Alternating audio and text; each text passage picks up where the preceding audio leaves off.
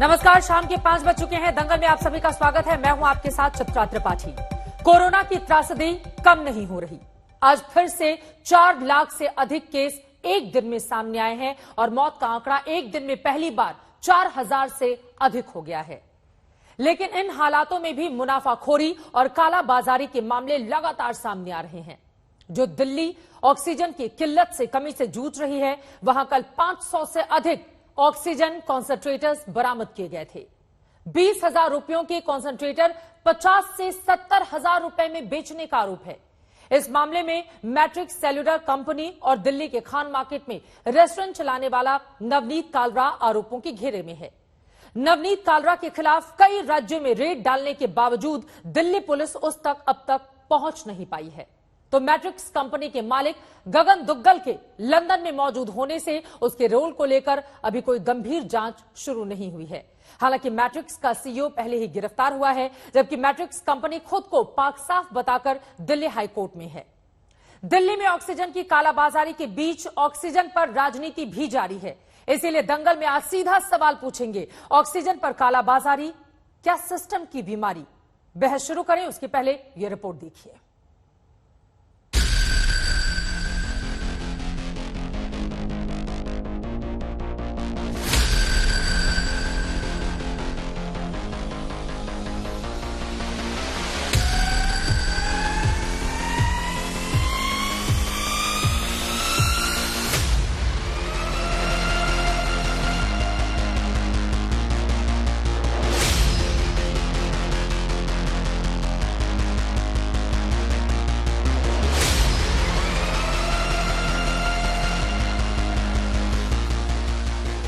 जब ऑक्सीजन की कमी से दिल्ली की सांसें उखड़ रही हों, तब ऑक्सीजन कंसंट्रेटर्स के जरिए कालाबाजारी और मुनाफाखोरी के आरोपों ने दिल्ली को हैरान किया है। दिल्ली के पॉश खान मार्केट के खान चाचा रेस्टोरेंट समेत अन्य जगहों से ऑक्सीजन कंसंट्रेटर्स की बरामदगी के मामले में अब तक मास्टरमाइंड बताया जा रहा खान चाचा रेस्टोरेंट का मालिक नवनीत कालरा फरार है। लेकिन पुलिस को उसके खिलाफ कई सबूत मिल रहे हैं। नवनीत का एक ऑडियो चैट सामने आया है।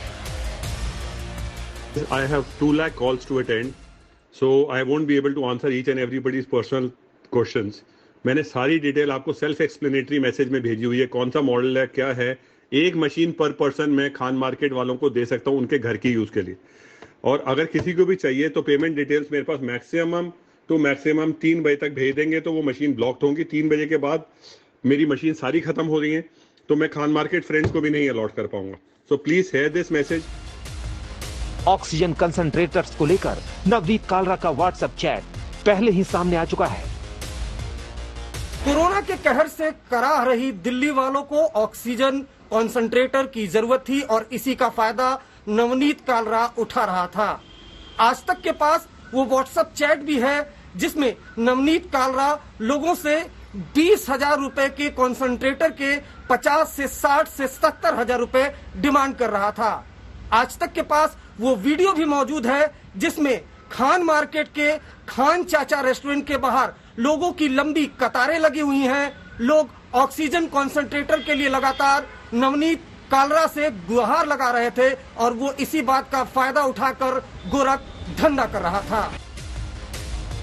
दिल्ली पुलिस के मुताबिक लंदन में रहने वाले व्यवसायी के मालिक गगन दुग्गल की कंपनी मैट्रिक्स सेल्युलर के नाम पर 650 ऑक्सीजन कंसंट्रेटर मंगाए गए थे। इनमें से 120 ऑक्सीजन कंसंट्रेटर बेचे जा चुके हैं। सूत्रों के मुताबिक 1 करोड़ रुपए से ज्यादा के ऑक्सीजन कंसंट्रेटर अब तक बिक चुके हैं।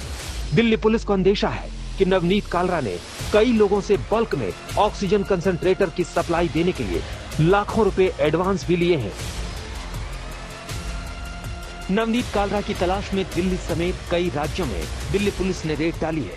सूत्रों के मुताबिक इलेक्ट्रॉनिक सर्विलांस में उसकी आखिरी लोकेशन हरिद्वार के आसपास पाई गई है। इस बीच मैट्रिक्स कंपनी ने दिल्ली हाईकोर्ट का रुख करके खुद को पाक साफ बताया है। कंपनी के मुताबिक ऑक्सीजन कंसंट्रेटर्स को खरीदने में कोई गोरख धंधा नहीं हुआ। कंपनी की याचिका के बाद हाईकोर्ट ने पुलिस से जांच की स्टेटस रिपोर्ट मांगी है। वैसे पुलिस ने मैट्रिक्स के सीईओ गौरव खन्ना को रेड के साथ ही गिरफ्तार किया था। इस बीच जब ऑक्सीजन की कालाबाजारी का बड़ा मामला सामने आया है तो ऑक्सीजन की राजनीति भी गर्मा गई है। बीजेपी सांसद मीनाक्षी लेखी ने ट्वीट करके पूछा है कि क्या दिल्ली में ऑक्सीजन की कमी के पीछे कहीं ऑक्सीजन स्कैम तो नहीं है। उधर दिल्ली सरकार लगातार केंद्र से ऑक्सीजन मांग रही है। करंट जो जरूरत है हॉस्पिटल की वो करीब 700 मीट्रिक टन की है, उसमें कम ना करें। और हमें पूरी उम्मीद है कि केंद्र सरकार पूरा सहयोग करेगी। जैसे एक दिन 730 टन मिला, आगे भी 730 टन ऑक्सीजन दिल्ली को 700 टन ऑक्सीजन दिल्ली को दिलवाने में मदद करती रहेगी। दिल्ली से तंसीम हैदर और अरविंद ओझा के साथ आज तक ब्यूरो।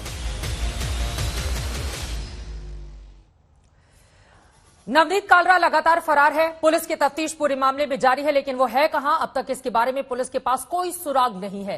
सोचिए, जब मदद की दरकार है, चारों तरफ चीख पुकार मची हुई है, उस वक्त भी कुछ लोग मुनाफाखोरी में लगे हुए हैं। ऐसे लोगों को देश का गद्दार कहना ही ठीक होगा, क्योंकि एक तरफ दम तोड़ते मरीज तो वहीं दूसरी तरफ पैसा और मुनाफा कमाते ये तमाम लोग। और आपको बता दें, सिर्फ राजधानी दिल्ली का यह हाल नहीं है। दिल्ली, उत्तर प्रदेश, मध्य प्रदेश, राजस्थान, बिहार, हर जगह से इस तरह की खबरें सामने आ रही हैं। और कुछ राज्यों ने तो अब यह फैसला कर लिया है कि जो भी इस तरह की दलाली करते हुए पकड़ा जाएगा, उसके खिलाफ रासुका के तहत मामले दर्ज किए जाएंगे। लेकिन इस तरह की स्थितियां रुकती क्यों नहीं है, इसी पर चर्चा के लिए कई खास मेहमान इस वक्त हमारे साथ जुड़ चुके हैं। उनका तारुफ आपसे करवा देती हूं। इस वक्त हमारे साथ विकास सिंह जी, जो कि प्रेसिडेंट हैं सुप्रीम कोर्ट बार एसोसिएशन के, वो हमारे साथ जुड़ चुके हैं। गौरव भाटिया, राष्ट्रीय प्रवक्ता भारतीय जनता पार्टी के, इस वक्त हमारे साथ मौजूद हैं। आम आदमी पार्टी की ओर से राघव चड्ढा जी इस वक्त हमारे साथ जुड़ चुके हैं। साथ ही पूर्व डीजीपी उत्तर प्रदेश के विक्रम सिंह हमारे साथ मौजूद हैं, और साथ ही मौजूद हैं मैनेजिंग एडिटर कंज्यूमर वॉइस के श्रीराम खन्ना जी। लेकिन सबसे पहले शुरुआत विकास सिंह जी आपसे ही करते हुए, चूंकि दिल्ली वाला मामला जो है वो हाईकोर्ट के भीतर भी है और हाईकोर्ट ने कई अलग अलग मामलों में अपनी कल अहम टिप्पणी भी की थी, लेकिन इस तरह के मामले जब भी सामने आते हैं, कोर्ट की प्रक्रिया क्या होती है, प्रोसीजर क्या कहता है, कानून इसके बारे में कितने सख्त हैं? क्योंकि सिर्फ ये मामला राजधानी दिल्ली का नहीं, बल्कि आसपास के कई इलाकों में एक बड़े नेटवर्क के तौर पर दिखाई दे रहा है। किस तरह से समझाएंगे कि कानून इसको लेकर कितना सख्त है, ताकि इस तरह के मामले जब भी सामने आए उसको रोका जा सके? विकास जी। विकास जी, इस वक्त उन तक मेरी आवाज नहीं पहुंच पा रही है, उनके पास हम चलेंगे, लेकिन उसके पहले आप राघव चड्ढा, मैं सीधे आपका रुख कर लेते हुए, चूंकि बीजेपी की ओर से लगातार आम आदमी पार्टी को लेकर निशाना साधा जा रहा है। गौरव भाटिया हमारे साथ मौजूद हैं ही, लेकिन आदेश गुप्ता जो कि दिल्ली बीजेपी प्रदेश अध्यक्ष हैं, उनकी ओर से ट्वीट किया गया है कुछ देर पहले। उन्होंने लिखा है कि एक तरफ दिल्ली की जनता ऑक्सीजन सिलेंडर के लिए दर बदर भटक रही है, और दूसरी ओर आप विधायक इमरान हुसैन अपने घर पर 630 से ज्यादा ऑक्सीजन सिलेंडर की जमाखोरी करके बैठे हैं। क्या अरविंद केजरीवाल ने अपने विधायकों और समर्थकों को कालाबाजारी करने का कोई स्पेशल लाइसेंस दे रखा है? क्या जवाब है आपका? पहली चीज तो यह, इतनी झूठ, अनर्गल और गलत बातें करने के लिए आदेश गुप्ता जैसे लोगों के ऊपर कार्रवाई होनी चाहिए, मानहानि के मुकदमे होने चाहिए, और वो जेल की सलाखों के पीछे होने चाहिए। अगर 600 से ज्यादा सिलेंडर हमारे मंत्री के पास है, हमारे किसी नेता के पास है, तो मैं इस चैनल के माध्यम से दिल्ली के पुलिस कमिश्नर को कहता हूं, अगले 15 मिनट में उसे गिरफ्तार कर जेल की सलाखों के पीछे डालिए। दिल्ली पुलिस तो आपकी है। इस प्रकार के झूठ फैलाना, ट्वीट करना एक ऐसी पार्टी के नेता द्वारा, जिस पार्टी का खुद का ईस्ट दिल्ली का सांसद रेमडेसिविर की जमाखोरी और ब्लैक मार्केटिंग कर रहा हो ईस्ट दिल्ली में, जिन पर ये सारे आरोप लगे, उस पार्टी का जिसका एक पूर्व मुख्यमंत्री महाराष्ट्र का देवेंद्र फडणवीस साहब, जिन पर उल जलूल काम करने के आरोप लगे कि जब एक फार्मा कंपनी के ऊपर कालाबाजारी की रेड हुई तो ये खुद जाकर उस पुलिस स्टेशन में बैठकर उस व्यक्ति को छुड़ाने की कोशिशें कर रहे थे, वो पार्टी आज हमें सिखाती है। दिल्ली हाईकोर्ट में एक अर्जी डाली गई कि एक व्यक्ति इमरान हुसैन जी पार्टी के, आम आदमी पार्टी के हैं, मंत्री हैं, उनके पास कुछ सिलेंडर्स हैं जो वो भर के अपनी जनता को दे रहे हैं, लेकिन इसकी जांच होनी चाहिए, सीबीआई इसकी जांच करे। हाईकोर्ट ने नोटिस इशू किया है, जवाब मांगा है, हम मंडे को जवाब दे देंगे। और हाईकोर्ट ने जब नोटिस इशू किया तो साथ में यह भी कहा कि अगर इमरान हुसैन साहब, जिनका वकील ये कह रहा है कि हम दिल्ली के बाहर से, फरीदाबाद, राजस्थान, अन्य जगहों से सिलेंडर भरा कर लाते हैं और अपनी क्षेत्र की, अपनी विधानसभा क्षेत्र की जनता को इस महामारी में सिलेंडर देते हैं, तो क्या बुरा कर रहे हैं? वो तो दिल्ली का ऑक्सीजन कोटा बढ़ा रहे हैं, ये हाईकोर्ट ने कहा, हाईकोर्ट ने टिप्पणी दी। और मैं एक चीज आपको और मैं अहम बता दूं, उसी व्यक्ति, उसी विधायक, उसी मंत्री जिसकी आप आम आदमी पार्टी की बात कर रहे हैं, उनके इलाके के 500 वीडियो मैं अभी आपको व्हाट्सएप करूंगा, एक एक वीडियो में जनता उनको दुआएं दे रही है और कह रही है कि आप ऊपर वाले के फरिश्ते हो, कि मेरी मां आज इसलिए जीवित है क्योंकि आपने एक सिलेंडर मेरे को उपलब्ध करा दिया, और मेरे पिताजी इसलिए जीवित है क्योंकि इमरान साहब आपने सिलेंडर दे दिया। जवाब आज ले एक लेते हैं। विधायक की ये जिम्मेदारी बनती है हाँ। कि अगर वो दिल्ली के ऑक्सीजन के कोटे से नहीं बल्कि दिल्ली के बाहर किसी जगह से अगर ऑक्सीजन में सिलेंडर में भर के लाता है, अपने क्षेत्र की जनता को देता है, तो क्या गलत। और जहां तक कालाबाजारी और मुनाफाखोरी की बात है, दिल्ली सरकार ने पूरी सख्ती से एक्शन लिया है। सबसे पहले हमने डीएम्स और एसडीएम्स हमारे जितने हैं उनको तैनात करा है कि कहीं पर भी मुनाफाखोरी जमाखोरी है तो आप एक्शन लीजिए। दिल्ली पुलिस को भी हमने यही हिदायत दी है। लेकिन नवनीत कालरा है कहां, इसके बारे में कोई बता पाने की स्थिति में अभी तक नहीं है। कहा जाता है कानून के हाथ बहुत लंबे होते हैं, लेकिन कब वो पकड़ा जाएगा ये अपने आप में बड़ा सवाल। ठीक है, आपने बहुत महत्वपूर्ण बात कही है, उस पर जवाब गौरव भाटिया का मैं ले लेती हूं। गौरव भाटिया, जो हाहाकार के वक्त मददगार है, उसको लेकर बीजेपी की पूरी टीम सवाल क्यों खड़े कर रही है? और इन्होंने कहा है कि देखिए किस तरह के रिएक्शन आ रहे हैं, उनकी जनता वाहवाही कर रही है, लेकिन बीजेपी को दरअसल ये बर्दाश्त नहीं हो रहा है। गौरव भाटिया। चित्रा जी, कानून की कम समझ होना और इस तरह के अनर्गल बयान देना, ये क्या दर्शाता है? ये दर्शाता है कि रक्षक ही भक्षक बन चुका है और केवल राजनीतिक बातें कर रहा है। लेकिन इन सब की बातों से बहुत ऊपर दिल्ली का उच्च न्यायालय है। दिल्ली के उच्च न्यायालय ने क्या टिप्पणी करी जब पता चला इमरान हुसैन, जो कि आम आदमी पार्टी के एमएलए हैं, इस तरह से जमाखोरी कर रहे हैं। उन्होंने पहले तो जवाब मांगा और उसके बाद उन्होंने कहा कि इंसानियत ऐसा लगता है कि मर गई है। और दिल्ली हाईकोर्ट में तो जवाब दिया जाएगा, दिल्ली हाईकोर्ट फैसला भी करेगा। लेकिन आप याद करिए, जब 5 सितारा एक जो है होटल में 100 कमरे जुडिशरी के लिए किए थे, तो आम आदमी पार्टी ने कहा था सब जुडिस मैटर है, हम नहीं बोलेंगे। आज बोल रहे हैं, आज सब जुडिस नहीं है। लेकिन मैं इनको बताना चाहता हूं होर्डिंग होती क्या है। होर्डिंग ये होती है, हम आज पूरे देश में हर प्रदेश को, हर नागरिक को ऑक्सीजन की आवश्यकता है। हर प्रदेश का एक कोटा निर्धारित कर दिया गया है। तो अगर कोई एमएलए दूसरे प्रदेश से, जैसा खुद इन्होंने माना, फरीदाबाद से ला रहा है, तो क्या इसकी अनुमति है? दूसरी बात, फरीदाबाद में ऑक्सीजन कम पड़ेगा, अगर हरियाणा में कम पड़ेगा तो जिम्मेदार कौन होगा? तीसरी बात, आप मुझे बताइए, जब केंद्र की सरकार दिल्ली को 700 मीट्रिक टन दे रही है, तो क्यों एक एमएलए अपने पास होर्डिंग करे? इसी को तो होर्डिंग कहते हैं। और इसीलिए आज जो ऑक्सीजन भेजा जा रहा है नागरिकों तक और वो ऑक्सीजन मांग रहे हैं, उस पाइप पर अगर किसी का पैर है तो वो अरविंद केजरीवाल का है, उनके विधायक इमरान हुसैन का है। और मैं इतना ही कहूंगा कि आप बताइए, कार्रवाई की बात करें तो कितनी मजबूती से केंद्र सरकार ने कार्रवाई करी है।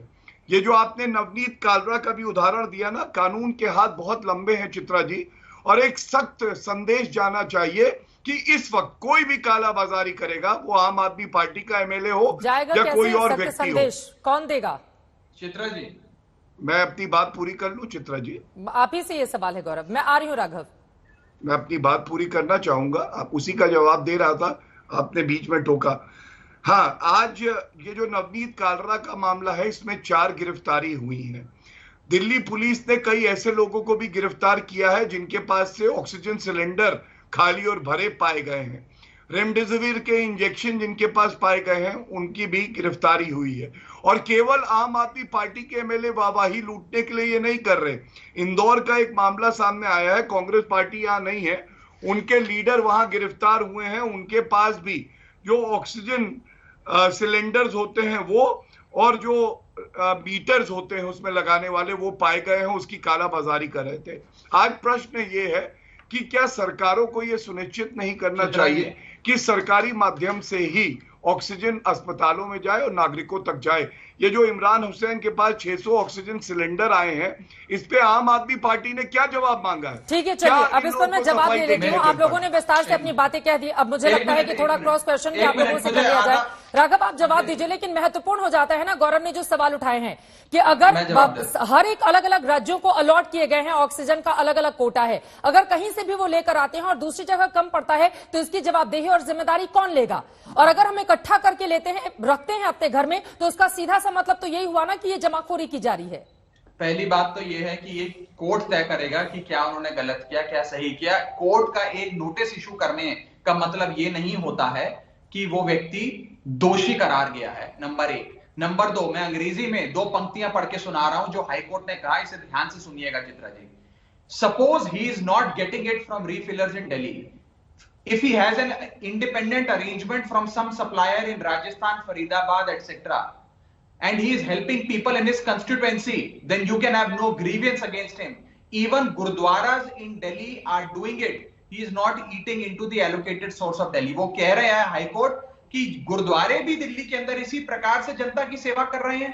अगर एक क्षेत्र का विधायक अपनी जनता के लिए दूर दराज के राज्यों से, दूर दराज के इलाकों से ऑक्सीजन लाकर 2, 4, 10 सिलेंडर की मात्रा में उनको अगर देता है, बांटता है अपनी क्षेत्र की जनता को, ये तो हर विधायक, हर एमपी का धर्म बनता है, नंबर 1। नंबर 2, मैं चुनौती देता हूं भाजपा को, दिल्ली पुलिस इनकी, सीबीआई इनकी, ईडी इनकी, एक नाखून भर गलत काम भी कोई आम आदमी पार्टी का कोई ऐसा व्यक्ति करता है जिसकी हमारे साथ कभी फोटो भी खींची गई थी ना, उसको भी धर दबोच कर दिल्ली पुलिस तमाशा करती है कि आम आदमी पार्टी ने पाप कर दिया। मैं चुनौती देता हूं इस चैनल के माध्यम से, अगर एक भी व्यक्ति ने कुछ गलत किया उसे गिरफ्तार करिए। मैं उत्तर देना चाहूंगा। ठीक है, जो गलत कर रहा है उसको गिरफ्तार करिए गौरव भाटिया। किस बात का इंतजार किया जा रहा है? चित्रा जी 1 मिनट, चित्रा जी मुझे मेरे साथ 2 और मेहमान बैठे हुए हैं सर। आप लोगों का लंबा चौड़ा अगर इतना भाषण होगा, आप खुद बताइए सर। दोनों लोगों के साथ बहुत निवेदन से 2 और मेहमान बैठे हुए हैं, उनके पास भी जाना है मुझे। प्लीज अपनी बात खत्म कीजिए गौरव, उसके बाद जल्दी से जवाब दीजिएगा।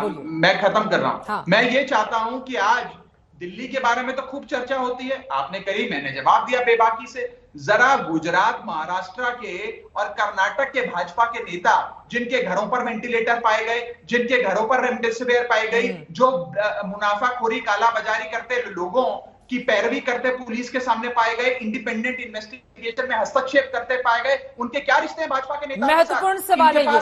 2-2 लाख रेमडेसिविर, और गुजरात में तो बड़े नेता के घर से इस तरह की खबर सामने आई थी गौरव।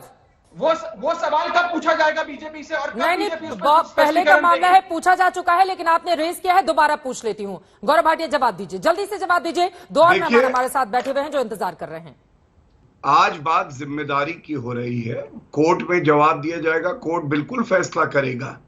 अगर उनकी जो टिप्पणियां हैं उसको बता रहे हैं राघव चड्ढा, तो इनकी जो विधिक समझ है उस पे आज सवाल उठ रहे हैं। लेकिन आम आदमी पार्टी में अरविंद केजरीवाल ने अभी तक सवाल नहीं पूछा। जो कहते हैं ऑक्सीजन की कमी पड़ रही है, उनके अपने विधायक 600 सिलेंडर लेके बैठे हैं, क्या आपकी जिम्मेदारी नहीं है? आप जनता को बताएंगे 600 सिलेंडर कहां से आए, कहां से भरवाए? नहीं बताएंगे। दूसरी बात, उत्तर प्रदेश और हरियाणा में अभी आदेश पारित हो रखे हैं। आपको बता दें, डिजास्टर मैनेजमेंट एक्ट लगा हुआ है, और कोई भी ऑक्सीजन सिलेंडर अगर आपको भरवाना होता है चित्रा जी, तो आपको दिखाना पड़ता है कि वो पेशेंट की आवश्यकता के लिए है, उसका ऑक्सीजन लेवल क्या है। ये 600 सिलेंडर जो किसी बीमार व्यक्ति के काम आ सकता है, किसी को जान दे सकता है, ठीक है, वो यहाँ पे होर्डिंग। लेकिन अब जरा हम दायरा इसका बढ़ा लेंगे। इस 600 सिलेंडर पर तो आप जोर दे रहे हैं, पूरा मामला इस वक्त कोर्ट में है, कोर्ट की ओर से क्या फैसला आता है ये महत्वपूर्ण होगा। लेकिन उत्तर प्रदेश से भी इस तरह के मामले सामने आए हैं, जहां पर हालांकि जमाखोरों पर कार्रवाई की गई है। मध्य प्रदेश से भी मामला सामने आया है, उत्तराखंड में भी एनएसए की कार्रवाई के तहत कुछ लोगों पर मामला दर्ज किया गया है। मैं आऊंगी, मैं लौटूंगी गौरव, मुझे पता है ये महत्वपूर्ण सवाल है, आप जवाब दीजिएगा। लेकिन विक्रम सिंह जी, आपकी भी टिप्पणी महत्वपूर्ण हो जाती है। देखिए, मैं देख रही थी 1955 में आवश्यक वस्तु अधिनियम एक्ट बना ताकि इस तरह के जमाखोरों पर नकेल कसी जा सके, लेकिन तब से लेकर अब तक हिंदुस्तान की स्थिति सुधरती क्यों नहीं? और ये तो आपातकाल है, आफतकाल जैसी स्थिति है, लोग दम तोड़ रहे हैं और यहां पर कुछ लोग मुनाफा करने में लगे हुए हैं। पुलिस और प्रशासन कहां पर चूक जाता है कि जरा भी डर पुलिस या प्रशासन का इस तरह के मुनाफाखोरों के भीतर बिल्कुल नहीं रहता है और वो धड़ल्ले से अपना कारोबार चलाते हैं। महत्वपूर्ण सवाल चित्रा जी।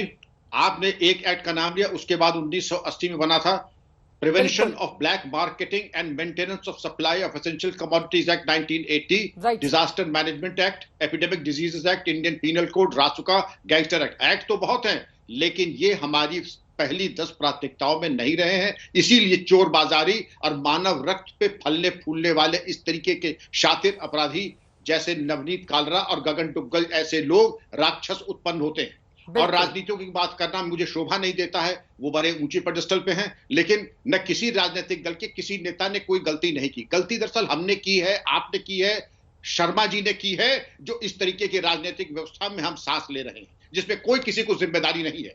जब तक कोर्ट कन्विक्शन न कर दे, राष्ट्रपति की तरफ से क्षमा याचना मंजूर है, तब तक सभी निर्दोष हैं। अरे कुछ कोई राजनीतिक शुद्धता भी होती है, कोई पाप बोध भी होता है, और ये चीज प्रिजम्पशन होता है कि अगर किसी ने इस एक्ट के अंतर्गत प्रथम दृष्टया अगर अवमानना की है, अवहेलना की है, तो मैं उम्मीद करता था कि राजनीतिक सत्तारूढ़ में जो शीर्षस्थ नेता हैं, ऐसे अपने राजनेता के विरुद्ध ऐसी कार्रवाई करेंगे जो कि नजीर बने। वो चित्रा जी होने वाला नहीं है। तो इन्वेस्टिगेशन के ऊपर बात आती है, सीबीआई ना हमारी ना आपकी, वो हम सबकी, भारतवासियों की है। दिल्ली पुलिस हम सब की है, और उम्मीद की जाती है कि वो सजा दें जो कि एक देश में नाम हो।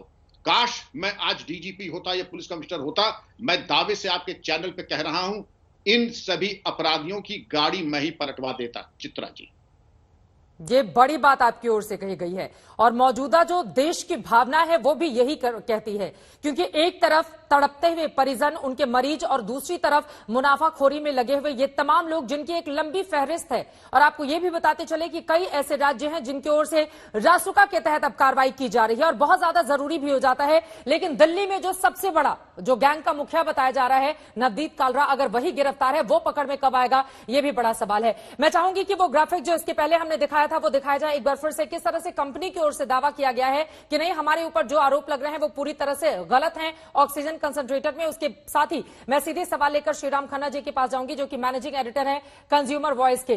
श्रीराम खन्ना जी, यहां पर जिन लोगों के ऊपर आरोप लगे हैं उनकी ओर से कहा जा रहा है कि नहीं, हमने पूरे नियम कायदे कानूनों का पालन करते हुए इस तरह से चीजें इकट्ठा की और दूसरों को मदद के लिए दिया गया। उनका ये पक्ष और जो मौजूदा स्थिति है, माना जा रहा है कि ये जो कॉन्सेंट्रेटर थे जो 20,000 रुपए 25,000 रुपए में बेचे जाने थे, उसकी कीमत 60,000 रुपए तक इन लोगों की ओर से तय करके रखी गई थी। मैट्रिक्स कंपनी का यह दावा देखिए, जिसकी ओर से कहा गया है कि हमने कॉन्सेंट्रेटर की खरीद में कोई धोखाधड़ी नहीं की है, हमारे ऊपर लगाए गए आरोप पूरी तरह से गलत है, ये कंपनी दावा कर रही है। और जब्त कॉन्सेंट्रेटर को वापस सौंपने के लिए भी कहा गया है। श्रीराम खन्ना जी, किस तरह से देख रहे हैं इसका पक्ष आप, और कमजोर कहां पर है हमारा लॉ, जिसके कारण ये लोग आसानी से उसकी कमियों का फायदा उठाते हैं? ऑक्सीजन कॉन्सेंट्रेटर जो है वो एक मशीन है जो आपके कमरे की हवा को इनपुट लेके और उसको ऑक्सीजन का कॉन्सेंट्रेट करके आप तक पहुंचाती है।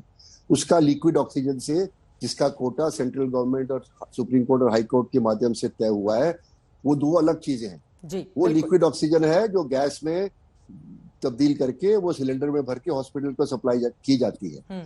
ये जो कॉन्सेंट्रेटर है, ये मरीज अपने घर पे भी इस्तेमाल कर सकते हैं, हॉस्पिटल में भी कर सकते हैं। पहला सवाल मेरा ये है कि अगर आप इसको ब्लैक मार्केटिंग का चार्ज लगा रहे हो तो कौन से कानून में कॉन्सेंट्रेटर्स का एमआरपी तय किया गया है, और कहां ये कहा गया है कि कि आप कॉन्सेंट्रेटर इतने हजार रुपए से ऊपर नहीं कर सकते। मेरी जानकारी में सेंट्रल सीजीएचएस की स्कीम के अंदर जो उनके सीजीएचएस एम्प्लॉइज हैं, जो उनको हेल्थ कवरेज मिली हुई है, वो ऑक्सीजन कॉन्सेंट्रेटर जब बाजार में खरीदते हैं तो 45,000 रुपया उनको वो देती है गवर्नमेंट। तो जो प्राइस है, नॉर्मल प्राइस है जो ऑर्डिनरी कॉन्सेंट्रेटर का, वो 45,000 रुपए के आसपास है, और जो दूसरी लेवल का है वो उसका 1.5 लाख का है। तो आप अगर किसी व्यापारी के दुकान पर छापा मार के आप उस पर आरोप लगा रहे हो कि आपने ब्लैक मार्केट करा है, तो कौन से कानून के अंदर आपने छापा मारा है, कौन से दाम आपने कानून में तय किए थे जिसको उसने वायलेट किया है, किसको उन्होंने बेचा है। देखिए, पुलिस के लिए वाह लूटने के लिए 2 मिनट लगते हैं। वो इनोसेंट आदमी को भी चोर और ब्लैक मटेरियल बता के उसको अंदर कर सकते हैं, फिर वो जमानत करता रहे। मेरा ये कहना है कि ना इंडिया टुडे ने इसकी जानकारी ली है, ना कोई इंडिपेंडेंट वेरिफिकेशन हुआ है, और अगर कोई कंपनी अपना पक्ष रख रही है तो उसके पक्ष को सुना जाना चाहिए। और उसका पक्ष आपको पढ़ के सुनाया, अपनी रिपोर्ट में भी दिखाई और आपसे सवाल पूछने के पहले भी सुनाया। तो आप ये कह रहे हैं कि मैट्रिक्स कंपनी मासूम है, उसके ऊपर जो चार्जेस लगाए गए हैं वो पूरी तरह से गलत है क्या? नहीं, मैं ये नहीं कह रहा हूं, मैं ये कह रहा हूं कि आप जिस चीज का नॉर्मल प्राइस 45,000 रुपए मिनिमम है सीजीएचएस के रेट लिस्ट के हिसाब से, और वो उसको 60,000 रुपए में बेच रहा है, जैसे आप कह रहे हो, मुझे नहीं पता कितने में बेच रहा है, तो कौन से कानून का उससे उल्लंघन कर दिया? कोई कानून है जो कहता है कि आप 60,000 से ऊपर, 40,000 से ऊपर नहीं बेच सकते? ये तो कोई कानून नहीं कहता। सीजीएचएस का जो पेशेंट है वो भी अगर 60,000 रुपए का खरीद के जाता है और गवर्नमेंट को बिल देता है, तो गवर्नमेंट उसको 45,000 रुपए रिइंबर्स करती है, 20,000 रुपए जेब से देता है। तो ये कोई एसेंशियल कमोडिटी आपने क्लासिफाई नहीं करी है अभी तक। और अगर आपने की होती तो जब पोर्ट पे ये माल इंपोर्ट हुआ था तो आपने क्या कोई तरीका अपनाया मिनिस्ट्री ऑफ कॉमर्स ने या मिनिस्ट्री ऑफ हेल्थ ने टू मेक श्योर कि ये जो इसकी डिस्ट्रीब्यूशन है इसके प्राइस के ऊपर ना बेचा जाए? ये बड़ा सवाल आपने खड़ा किया है और पुलिस के रवैये पर भी आप यहाँ पर क्वेश्चन रेज कर रहे हैं। विक्रम सिंह जी जवाब दीजिए सीधे सीधे पुलिस के रवैये पर कि कोई कंपनी कहीं मैं आ रही हूँ गौरव, एक बार विक्रम सिंह जी की बात हो जाए, बोलिए। चित्रा जी केवल 3 पॉइंट मैं कहना चाहूंगा। मैं CGHS के कवर्ड हूं, उसमें ये नहीं दिया है कि 45,000 का ले सकते हैं, 45,000 तक ले सकते हैं। वो 20,000 का हो तो 20,000 मिलेगा, 30 का हो, लेकिन 45,000 से ऊपर नहीं ले सकते हैं। और ये किसी को छूट नहीं है। जैसे आपको अगर हमें जरूरत हो, हम अगर अपने लिए मंगा लेते बात एक है, लेकिन अगर हम 100 मंगा लें या आप 100 मंगा लें और मनमाने तरीके से मुनाफाखोरी करें और जनता को गुमराह करें और उसकी ट्रेड प्रैक्टिसेस के बारे में कोई भी हम व्यापार करते हैं, उसके मानक बनते हैं, गवर्नमेंट से परमिशन ली जाती है, उसके भंडारण को लेकर के कुछ मानक रखे गए हैं। ये नहीं कि अपने खाने पीने की दुकान में हम जाके उसका भंडारण कर लें, फार्म हाउस से भंडारण कर लें, मनमाना रेट लगा करके लोगों को हम ब्लैकमेल करके उसको बेचना शुरू कर दें। ये अनफेयर अनएथिकल ट्रेड प्रैक्टिसेस हैं और इसी के लिए कहते हैं एपिडेमिक डिजीजेस एक्ट में बड़े व्यापक नहीं तो जब ये बाहर से ले जाया जा रहा होगा उस समय भी तो देखा गया होगा ना सर, क्योंकि लंदन तक इसके तार जुड़े हुए नजर आ रहे हैं, तो कहा जा रहा है वहां से अगर मंगवाया गया होगा तो क्या इसकी जानकारी सरकार को नहीं थी कि आराम से वहां पर आता है, एयरपोर्ट से आराम से उसके घर पहुंचता है और फिर वो जमाखोरी करके रखता है? यही क्वेश्चन तो रेज कर रहे हैं श्रीराम जी। बिल्कुल ठीक क्वेश्चन रेज करें श्रीराम जी, बड़े सम्मानित हमारे पैनलिस्ट हैं। लेकिन जो पुलिसिंग है उसके बारे में मैं ये बताना चाहूंगा कि कस्टम सेंट्रल एक्साइज के अधिकारियों ने कदाचित जो इनवॉइस होगा, जो उन्होंने जिस कागजात के ऊपर इसका इंपोर्ट अलाउ किया, 99% ये चाइना से आया होगा, वो अपनी जगह है। और इस अफरा तफरी के पैंडेमिक जो हमारे यहाँ है उसमें शायद इन्होंने सोचा होगा लाइफ सेविंग इक्विपमेंट उसको अलाउ कर दिया, लेकिन ये किसी को अंदाज नहीं है कि एक खान मार्केट में एक ईटरी के अंदर इसका भंडारण करके मनमाने तरीके से मुनाफा लेकर के गुणवत्ता के ऊपर विचार न करके, गारंटी के ऊपर ध्यान न दे करके, सावधानी और उसके बारे में जो प्रशिक्षण होता है उसकी कार्रवाई न करके केवल यूट्यूब की क्लिप्स भेज करके उसके ऊपर प्रशिक्षण दे देना, यह औचित्यपूर्ण नहीं है। बिल्कुल और इसमें एक नहीं जी खबर आपको जल्दी से दे देते हैं। राजधानी दिल्ली में ऑक्सीजन की किल्लत को लेकर आम आदमी पार्टी और केंद्र सरकार के बीच लगातार आपस में एक रस्साकशी का दौर हमने देखा। इन सब के बीच ऑक्सीजन और दवा के लिए टास्क फोर्स का गठन किया गया है। ये सबकी बड़ी खबर आपको हम दे रहे हैं। बाकायदा ऑक्सीजन और दवा के लिए टास्क फोर्स का गठन किया गया है। ऑक्सीजन आवंटन के लिए सुप्रीम कोर्ट ने ये टास्क फोर्स बनाई है। सुप्रीम कोर्ट ने नेशनल टास्क फोर्स का गठन किया है, यानी कि कुल मिलाकर 12 सदस्यीय ये टास्क फोर्स अब ये सुनिश्चित करेगी कि ऑक्सीजन आवंटन पूरी तरह से सुनिश्चित की जाए, जिसकी डिमांड लगातार दिल्ली सरकार की ओर से की जा रही है। गौरव भाटिया, सीधे आपके पास आते हुए, केंद्र और दिल्ली सरकार के बीच तालमेल नहीं बन पाने की स्थिति में ही अब सुप्रीम कोर्ट को पूरे मामले में संज्ञान लेते हुए नेशनल टास्क फोर्स का गठन करते हुए अब ऑक्सीजन और दवाइयों की सप्लाई सुनिश्चित करने की बात कही गई है। चित्रा जी, सह सम्मान पहले तो कह दूं, सर्वोच्च न्यायालय अपना काम कर रहा है और केंद्र की सरकार भी पुरजोर तरीके से अपना काम कर रही है, यहाँ कोई विरोधी नहीं है। लेकिन मुझे दुख पता है कब हुआ, जब 600 ऑक्सीजन के सिलेंडर एक एमएलए के पास पाए जाते हैं और उस पार्टी का प्रवक्ता आके चित्रा जी ये भी नहीं बताता है कि ये 600 सिलेंडर कहां से आए। और आप मुझे बताइए चित्रा जी, जहां पे एक एक सिलेंडर के लिए नागरिक ढूंढ रहे थे कि जान बच जाए, केंद्र सरकार ने 378 मेट्रिक टन से कोटा बढ़ा के 730 मेट्रिक टन कर दिया। वहां पे 600 सिलेंडर का कोई हिसाब नहीं है। अरविंद केजरीवाल जी, ये ऑक्सीजन जा कहां रहा है जो केंद्र सरकार दे रही है? आज पता चला कहा जा रहा है। और मुझे दुख तब भी हुआ जब एक पैनलिस्ट अभी बता रहे थे कि प्राइस सुनिश्चित नहीं किया गया। तो मैं दो बातें बता दूं, ये जो होर्डिंग होती है ना, ये क्वांटिटी पे होती है। आपने कितनी क्वांटिटी के ऑक्सीजन सिलेंडर्स इकट्ठे कर रखे हैं, जमाखोरी कर रखी है। इस वक्त हम सब जानते हैं एपिडेमिक एक्ट के तहत ये एक अपराध है। हम ये भी जानते हैं कि मेडिकल ऑक्सीजन भारी मात्रा में रखना, जो कि आपके एमएलए ने किया है, ये ड्रग एंड कॉस्मेटिक्स एक्ट में एक अपराध है। और एसेंशियल कमोडिटीज एक्ट में मैं बता दूं, ये अपराध है जो कॉन्सेंट्रेटर्स इस तरह से बिना कहां से लेकर आए गए इतने ऑक्सीजन सिलेंडर? जवाब ले लेते हैं सीधा। बोलिए राघव चड्ढा, कहां से आए इतने ऑक्सीजन सिलेंडर? हाँ, देखिए भारतीय जनता पार्टी के प्रवक्ता जो हैं, ये आपके सवालों का कि गुजरात के भाजपा के नेता के घर पे वेंटिलेटर क्यों मिलते हैं, रेमडेसिविर, मैंने किसी को नहीं रोका चित्रा जी, मुझे बोलने नहीं, लेकिन आप भाजपा के गुजरात के नेता जाने क्यों ले चित्रा जी, आपको एक एक करके अपनी बात रखिए। एक बार जवाब नहीं राघव, आप गुजरात आप बाद में जाइएगा, पहले दिल्ली की बात हो जाए ना सर। दिल्ली देश की राजधानी है और देश के अलग अलग हिस्सों में लोग अगर बीमार होते हैं तो दिल्ली की ओर उम्मीदों के साथ देखते हैं। आप दिल्ली की बात बताइए ना राघव चड्ढा।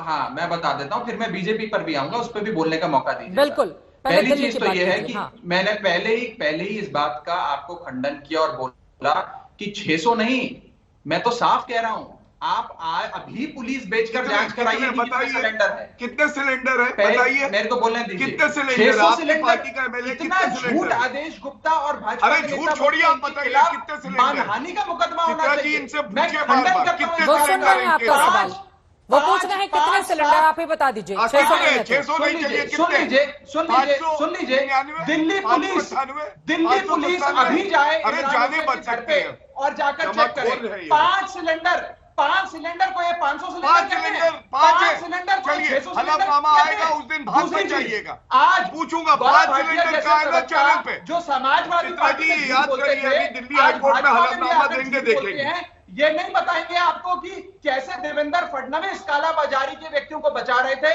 कैसे गुजरात के नेताओं के घर में रेमडेसिविर मिलती है, कैसे गौतम गंभीर के पास रेमडेसिविर मिलती है। मैं आज झूठ बोलना बंद करिए, आपको ये कहता हूं आपके चैनल पर कि 5 सिलेंडर या 10 सिलेंडर अगर हमारे विधायक 5 से 10 हो गया, कार्यालय में रखकर अपनी क्षेत्र की जनता को ऑक्सीजन दे रहे हैं, जो दिल्ली के बाहर से आ रही है, जो हाईकोर्ट ने भी कबूला, हाईकोर्ट ने भी टिप्पणी करी, उस बात का राजनीतिकरण करके ये लोग इस बीमारी से नहीं राघव, लेकिन इसका दूसरा अर्थ तो ये भी हो सकता है ना, अगर हम 5 सिलेंडर 10 सिलेंडर या जितने भी अपने घर के भीतर रखते हैं, इससे तो हम अपने ही लोगों की मदद करेंगे ना, फिर जो दूसरे पक्ष वाला होगा उसको तो कोई पूछने नहीं जाएगा। ये आम जनता के साथ खिलवाड़ हुआ ना राघव चड्ढा। अपने लोगों की, विधायक अपने लोगों की करता है, 5 और 10 सिलेंडर में कितने अपने लोगों को, विधानसभा के क्षेत्र के लोगों को शामिल करना है। मैं उत्तर देना चाहता हूं, तो विधायक तो क्षेत्र का विधायक होता है, मैं भी विधायक हूं, मेरी क्षेत्र की जनता चाहे अस्पताल का एडमिशन या सिलेंडर के लिए बोलती है, मैं उनके घर पे मुहैया कराने की हर संभव प्रयास करता हूं। विधायक की अपनी कोई जनता होती है क्या? पूरा क्षेत्र विधायक का होता है, नंबर 1। नंबर 2, मैं साफ तौर पर आदेश गुप्ता और ऐसे प्रवक्ता जो अनर्गल झूठ बोलते हैं, इनके खिलाफ कानूनी कार्रवाई होनी चाहिए। और मैं इमरान हुसैन साहब से कहूंगा कि इन लोगों के खिलाफ कार्रवाई करो, जो झूठे आंकड़े 600 आकर आपके चैनल पे चिल्लाते हैं कि मानहानि का मुकदमा करेंगे आपके खिलाफ। गौरव भाटिया, और दूसरी चीज सुनिए, गुजरात में इनके नेता के घर पर 100 वेंटिलेटर पाए गए, इन्होंने आपको जवाब दिया चित्रा जी? ठीक है, देवेंद्र फडणवीस रेमडेसिविर की कालाबाजारी कर रहे हैं, जवाब ले लेती हूं, इन्होंने आपको जवाब दिया। आपके कौन से सवाल का जवाब गौरव भाटिया ने दिया, आप मुझे बताइए। एक सवाल, और आप उन्हें बीच में रोकती नहीं है, एक सवाल का जवाब ये तो गलत बात है राघव चड्ढा जी, ये कम से कम एक सवाल का जवाब तो ले लो, के विवेक पर छोड़ देनी चाहिए। एक सवाल का जवाब तो ले लो। पत्रकार से सवाल नहीं पूछते हैं, जवाब देते हैं सरकार में आके। आप जवाब सुनिए, तो अब आपने जो सवाल खड़े किए हैं सुन लीजिए। आप गुजरात महाराष्ट्र पर जवाब चाहते हैं, सुन लीजिए गौरव भाटिया जी, लेकिन आप भी बार बार दिल्ली घूम कर आ रहे हैं। एक सेकंड राघव जी, एक सेकंड प्लीज, थोड़ा सा। गौरव भाटिया, आपको भी जवाब देना चाहिए ना, महाराष्ट्र और गुजरात की बात को बार बार देवेंद्र फडणवीस जी पे जवाब दूंगा, लेकिन पहले मैं अपनी बात रख लूं, ये वादा है मुझे, और 1-1.5 मिनट का ही समय चाहिए चित्रा जी। सबसे पहले देखिए, सरकार और पार्टी का फर्क क्या होता है। अब इनको शांत कराइए, मैंने दिल्ली में जवाब दिया ना, शांत कराइए, कोई जवाब नहीं दिया आपने। ठीक है, उन्होंने 1.5 मिनट ही मांगा, सुन लीजिए राघव, एक बार सुन लीजिए उनकी बात, उन्होंने 1.5 मिनट ही मांगा है, जल्दी से बात देवेंद्र फडणवीस पर जवाब लीजिए। पहले देवेंद्र फडणवीस पर जवाब मांगे और गुजरात के नेता में पहले उस पर जवाब देंगे। ठीक है, आप सुन लीजिए राघव चड्ढा प्लीज, पहले उस पर जवाब लीजिए। ठीक है गौरव, दिल्ली पे तो बोलते रहेंगे, दिल्ली पे तो झूठ चिल्लाएंगे 600, पहले देवेंद्र फडणवीस पर जवाब लीजिए। आपके चैनल पे खुद ही 5 सिलेंडर से 10 पे आ गए, 2 मिनट में दुगने कर दिए। मैं कहता हूं चाहे 5 हो, 10 हो, 100 हो, 599 हो, चाहे 600 हो, लेकिन एक बात स्पष्ट है कि जमाखोरी हो रही थी, और एक सिलेंडर से अगर एक व्यक्ति की जान भी बच सकती है तो आज ये गुनाहगार हैं, मान रहे हैं 10 वो तो कह रहे हैं कि हम लोगों की मदद ही कर रहे हैं ना, अगर हमारे पास 5 सुनिए, सिलेंडर मैं है समझा तो। रहा हूं चित्रा जी, मैं समझा रहा हूं। अच्छा, अगर आज केंद्र की सरकार ये कहे अपने सारे एमपी को 100-100 सिलेंडर दे देंगे, जो हमारे समर्थक हैं उनको जाके बांट दीजिएगा, तो फिर इनके हिसाब से तो ये ठीक होना चाहिए। सरकार और पार्टी में ही चित्रा जी यही फर्क होता है। सरकार सुनिश्चित करती है कि पर्याप्त ऑक्सीजन अस्पताल और मरीजों के पास पहुंचे, एमएलए को नहीं दिए जाते हैं, इसीलिए ये एक हत्या से कम नहीं है। दूसरी बात, देवेंद्र फडणवीस जी जी जल्दी से अब बिल्कुल बिल्कुल मैं देवेंद्र फडणवीस जी पे क्योंकि बड़े व्याकुल थे। किसकी सरकार है महाराष्ट्र में? महाराष्ट्र में सरकार है महावसूली अघाड़ी की। अगर कोई अपराध देवेंद्र फडणवीस जी ने किया है, अभी हमसे कह रहे थे एफआईआर हो गई है, उनको हिरासत में लिया है, बल्कि मैं बता दूं रेमडेसिविर की सप्लाई महाराष्ट्र सरकार आम जनता तक नहीं बांट रही थी, तो देवेंद्र फडणवीस जी ने यह उजागर किया कि रेमडेसिविर तो है लेकिन उसको आम जनता तक पहुंचाया नहीं जा रहा। सर अब ये तो पेट थपथपाने की बात हर एक सरकारों की ओर से खुद के लेके ही जा रही है। ठीक है सर, अब इससे आगे बढ़ते हुए विक्रम सिंह जी मैं आपके पास आऊंगी, लेकिन श्रीराम खन्ना एक बार आपका रुख करते हुए, क्योंकि मामला हाईकोर्ट में है, प्लीज बाकी 2 मेहमानों का भी सम्मान किया जाए, मुझे लग रहा है। प्लीज मुझे लग रहा है गौरव आपके लिए भी, राघव आपके लिए भी, बाकी भी 2 मेहमानों का सम्मान कीजिए प्लीज। बिल्कुल, आप विक्रम सिंह जी को 10 बुलाइए सेकंड ले लीजिए, चलिए 10 सेकंड में अपनी बात बोलिए, बोलिए, जल्दी से बोल लीजिए। श्रीराम जी मैं आती हूँ आपके पास। मैं बस इतना कहना चाहता हूँ कि दिल्ली हाईकोर्ट ने इमरान हुसैन साहब के मामले में यह भी कहा कि दिल्ली के गुरुद्वारे भी इसी हिसाब से सर आप गुरुद्वारे से ठीक है, दिल्ली हाईकोर्ट की टिप्पणी महत्वपूर्ण है, लेकिन एक व्यक्तिगत नेता को गुरुद्वारे से दिल्ली सरकार थोड़ी ना तुलना करने के लिए बैठ जाएगी यहाँ पर।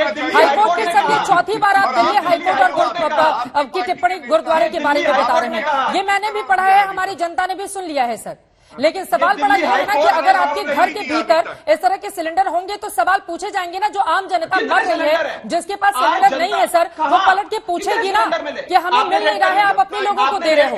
सर उनका भी ध्यान रखिए राघव चड्ढा, सर आपके भी। क्या दिल्ली पुलिस ने रेड करी? आपको पता है कितने सिलेंडर हैं? आपने पुष्टि करी?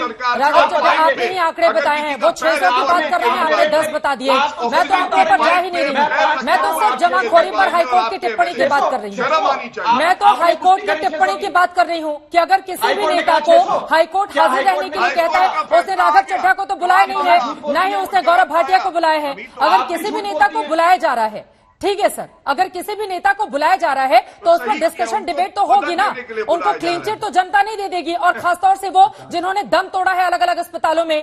हम सब जानते हैं, कम से कम उनके लिए अपनी संवेदनशीलता रखें। अलग अलग अस्पताल में ऑक्सीजन की किल्लत की वजह से कैसे दम तोड़ते हुए लोग नजर आए। और आप दोनों ही लोगों को प्लीज सर, दोनों में से कोई पास साथ नहीं, मैं इससे आगे बढ़ूंगी। श्रीराम खन्ना जी सीधे आपका रुख करते हुए, अगर मैं सीधे ये भी बात करूं कि 10 लोगों 10 सिलेंडर की ही बात करें, हाईकोर्ट में ये मामला है जिसको एडमिट किया यहाँ पर राघव चड्ढा जी ने, तो क्या 10 सिलेंडर का मामला गंभीर हो जाता है, या फिर क्या लगता है आपको कि नहीं इसके लिए उनको छूट दी जाएगी? श्रीराम, देखिए मैं केवल इतनी बात कहना चाहता हूं कि ये जो नेता लोग हैं आपके पैनल पर एक दूसरे पर आरोप लगा रहे हैं, पॉलिटिकल बैटल लड़ रहे हैं, पॉलिटिकल कहानी कर रहे हैं, मुझे उसमें कोई दिलचस्पी नहीं है। पर मैं इन दोनों से ये बात पूछना चाहता हूं कि आपको खान मार्केट में कॉन्सेंट्रेटर्स बिक रहे थे ब्लैक मार्केट, तो उसमें तो पुलिस की रेड कर दी आपने। और जो दिल्ली के बड़े बड़े प्राइवेट हॉस्पिटल्स में एक कोविड पेशेंट को 15 दिन कन्फाइन करने के लिए 10-10, 15-15 लाख रुपए का बिल दिया जा रहा है, उसके खिलाफ कोई कार्रवाई हुई है आज तक? आपने कोई कार्रवाई नहीं करी। आपने 5 सितारा होटल्स जो 15-15 लाख रुपए एक कोविड पेशेंट के 10-15 दिन की ट्रीटमेंट के लिए चार्ज कर रहे हैं, उसके खिलाफ कार्रवाई नहीं कर रहे, उनको आप प्रोटेक्ट कर रहे हैं। और आप कह रहे हैं कि ये कॉन्सेंट्रेटर 50,000 नहीं 60,000 का बिक गया, कि ये क्या मजाक बना रखा है आप लोगों ने? क्या आप पॉलिटिक्स कर रहे हो? ठीक है सर, आपने सवाल महत्वपूर्ण खड़े किए हैं, लेकिन देश के खिलाफ मौजूदा वक्त में अगर कोई भी गद्दारी करता है, तय कीमत से ज्यादा कीमत लेकर वो किसी भी सामान को बेचता है या दवाइयों की जमाखोरी करता है, तो उसके खिलाफ कार्रवाई होनी ही चाहिए। और देश में कम से कम कानूनों को भी मजबूत होना होगा,